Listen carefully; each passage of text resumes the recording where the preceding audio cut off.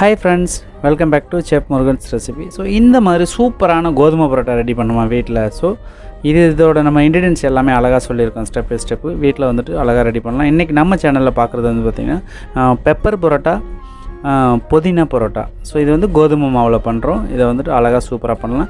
ஏற்கனவே மாவு மிக்சிங் வந்து நம்ம வந்து ஆல்ரெடி சப்பாத்தி பேஸ் தான், அதே தான் நம்ம ஆல்ரெடி சப்பாத்தி வீடியோ போட்டிருக்கோம். ஸோ அந்த பேஸில் என்ன ரெடி பண்ணோமோ அதே அளவு அப்படியே ரெடி பண்ணிக்கோங்க. ஸோ அதுக்கப்புறம் நம்ம இப்போ பரோட்டா ப்ரிப்ரேஷன் மட்டும் எப்படிங்கிறத பார்க்கலாம். அதுக்கு முன்னாடி நம்ம சேனலுக்கு ஃபஸ்ட் டைம் பார்க்குற நம்பர் எதுனா மறக்காம நம்ம சேனலை சப்ஸ்கிரைப் பண்ணி கூட இருக்க பெல் ஐக்கானை கிளிக் பண்ணிக்கோங்க. வாங்க இப்போ நம்ம வீடியோக்குள்ளே போகலாம்.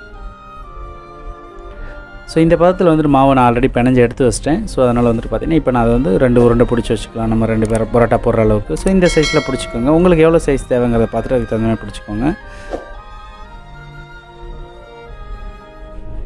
ஸோ இந்த மாதிரி நான் 2 பரோட்டாக்குமே ஒரு பெப்பர் பரோட்டா பண்ண போகிறோம். இன்றைக்கி வந்துட்டு பார்த்திங்கன்னா ஒரு புதினா பரோட்டா பண்ண போகிறோம். ஸோ 1 by 1 நம்ம அழகாக பார்க்கலாம். அந்த மாதிரி பிடிச்சதுக்கப்புறம் அந்த உருண்டையை வந்துட்டு இந்த மாதிரி சின்ன பவுலில் மைதாவில் வந்துட்டு நல்லா டிப் பண்ணி எடுத்துக்கோங்க. ஸோ ரொம்ப ஈஸிங்க. சப்பாத்தியாக சாப்பிட்றதுக்கு இந்த மாதிரி ட்ரை பண்ணி சாப்பிடும்போது இன்னும் நமக்கு அடிஷ்னல் பெனிஃபிட் வந்து உடம்புல வந்து சேரும். ஸோ அதனால் வந்துட்டு ப்ளெயின் சப்பாத்தி பண்ணி சாப்பிட்றதுக்கு இந்த மாதிரி வீட்டில் அழகாக ட்ரை பண்ணி பாருங்கள். ஸோ இதுக்கு முன்னாடி வந்து பார்த்திங்கன்னா நம்ம சேனல் லாஸ்ட் வீடியோ வந்து பார்த்திங்கன்னா வெஜிடபிள் குருமா போட்டிருக்கோம். ஸோ அதை யாரும் பார்க்கலன்னா அந்த வீடியோவும் வந்துட்டு நீங்கள் பாருங்கள். ஸோ அந்த பரோட்டா, அந்த குருமாவுக்கும் இந்த பரோட்டாவுக்கும் சரியான காம்பினேஷனாக இருக்கும். ஸோ மிஸ் பண்ணாமல் பார்க்கலன்னா பார்த்துக்கோங்க. இப்போ பாருங்கள், நம்ம அழகாக வந்துட்டு தேய்ச்சாச்சு, ஓரளவு தேய்ச்சிட்டோம். அது மேலே வந்துட்டு ஒரு 1/4 டேபிள் ஸ்பூன் ஆயிலை போட்டாச்சு.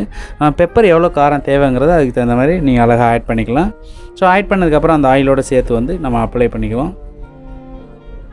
நம்ம எதுக்காக வந்துட்டு நம்ம அந்த ஆயில் அப்ளை பண்ணி பண்ணுறோம் அப்படின்னா, அந்த மாதிரி பண்ணும்போது என்னென்னு கேட்டிங்கன்னா, அந்த பெப்பர் வந்து காற்றுல பறக்காமையும் நம்ம வந்துட்டு ரோல் பண்ணி தேய்க்கும் போது கீழே விழாமையும் இருக்கும். ஸோ அதனால் வந்துட்டு பார்த்திங்கன்னா அந்த ஆயில் அப்ளை பண்ணி பண்ணோம் அப்படின்னா அது விழுகாது.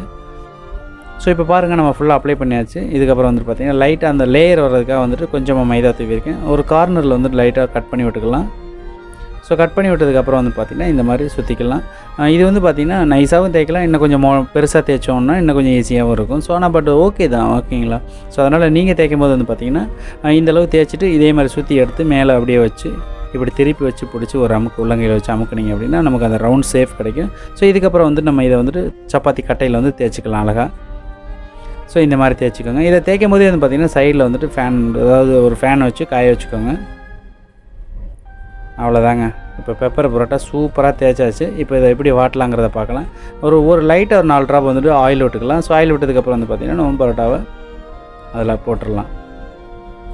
ஸோ சூடு கொஞ்சம் நல்ல சூடாக வச்சு போட்டுக்கோங்க. ரொம்ப சூடு கம்மியாக இருந்துச்சுன்னா ரஃப்பாக இருக்கும். சூடு நார்மலாக இருந்துச்சுன்னா வெளியில் வந்துடும், உள்ளே வேகாமல் போயிடும். அதனால் வந்து பார்த்திங்கன்னா ஃப்ளேம் வந்து கொஞ்சம் எக்ஸாக்டாக கரெக்டாக வச்சு பண்ணிங்க அப்படின்னா ரொம்ப சூப்பராக வந்துடும், வெந்துடும் முறுமுறுன்னு. ஸோ இப்போ பாருங்கள், ஒன் சைடு வெந்தாச்சு. லைட்டாக ஆயில் அப்ளை பண்ணிட்டு அதையும் திருப்பியாச்சு. உங்களுக்கு கலர் பார்த்திங்கனாலே தெரியும். ஸோ அந்த சைடு வெந்ததுக்கப்புறம் நம்ம அழகாக ஒரு டைம் திருப்பி பார்த்துட்டு அதுக்கப்புறம் நம்ம அதை எடுத்துக்கலாம். 1 2 3 சூப்பராக வந்திருக்கு பாருங்கள் நம்மளோட பெப்பர் பரோட்டா. கலர் பார்த்திங்கனாலே தெரியும், அப்படியே கோல்டன் கலர் வந்திருக்கு இல்லைங்களா. ஸோ இதை நம்ம அப்படியே ஒரு பிளேட்டுக்கு மாற்றிக்கலாம். ஸோ மாற்றினதுக்கப்புறம் வந்து பார்த்திங்கன்னா இப்போ புதினா பரோட்டா வந்துட்டு நம்ம எப்படி ப்ரிப்பேர் பண்ணலாங்கிறத பார்க்கலாம். ஸோ சேம் மெத்தட் தான். ஸோ அதே பேடாவை எடுத்து வச்சு நம்ம அப்படியே வந்துட்டு ரோல் பண்ணிக்கலாம், தேய்ச்சிக்கலாம். ஸோ தேய்ச்சதுக்கப்புறம் வந்து பார்த்திங்கன்னா அழகாக இந்த நமக்கு என்ன சைஸ் தேவைங்கிறத தேய்ச்சிட்டு கொஞ்சமாக வந்துட்டு பார்த்திங்கன்னா மேலே வந்துட்டு ஒரு ஃபஸ்ட்டு போட்ட மாதிரியே வந்துட்டு கொஞ்சம் ஆயில் ட்ராப் பண்ணிக்கலாம். ஆயில் ட்ராப் பண்ணதுக்கப்புறம் அதை நல்லா தேய்ச்சி விட்ருங்க, அப்ளை பண்ணி விட்டுட்டு அதுக்கப்புறம் வந்துட்டு புதினாவை வந்து பார்த்திங்கன்னா முடிஞ்ச வரையும் அந்த தண்டு இல்லாமல் எடுத்துகிட்டு இலையை மட்டும் கட் பண்ணி போடுங்க.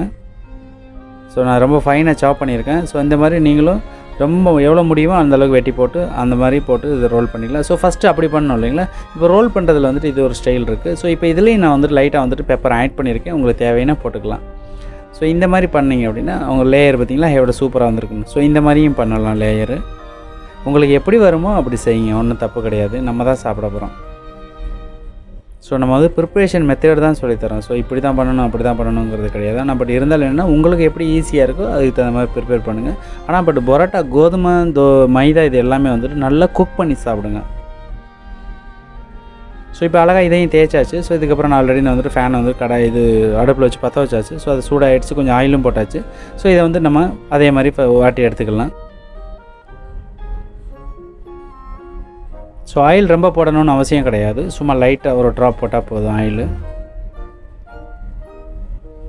ஸோ இப்போ ஒன் சைடு வந்துட்டு குக் ஆன மாதிரி இருக்குது. நம்ம வந்துட்டு பார்த்திங்கன்னா ஒரு 30% குக் ஆனதுக்கப்புறம் மேலே ஒரு ட்ராப் ஆயில் போட்டு நம்ம அதை அப்படியே திருப்பிக்கலாம்.